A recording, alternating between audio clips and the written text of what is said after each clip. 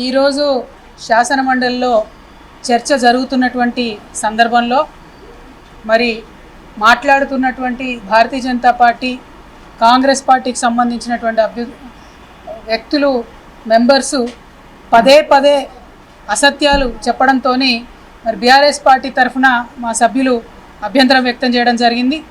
ఆ సందర్భంగా మరి చైర్మన్ గారు, సభాపతి గారు వారు సంయమనం కోల్పోయి మా ఎమ్మెల్సీలను పట్టుకొని ఈ రన్నింగ్ కామెంటరీలు ఏంటి, న్యూసెన్స్ ఏంటి అని అన్పార్లమెంటరీ పదజాలంతో మా సభ్యులను ఉద్దేశించి మాట్లాడడం జరిగింది.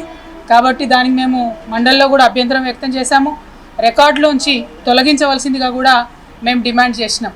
అయితే ఇది పరిపాటిగా జరిగిపోతున్నది.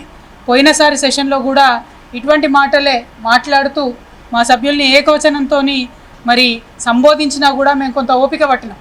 ఎందుకంటే అల్టిమేట్గా ప్రతిపక్షంలో ఉన్నప్పుడు ప్రజా సమస్యలు అన్నటువంటిది మాట్లాడాలి తప్పితే వ్యక్తిగతమైనటువంటి అంశాలను మాట్లాడవద్దని అనుకున్నాం.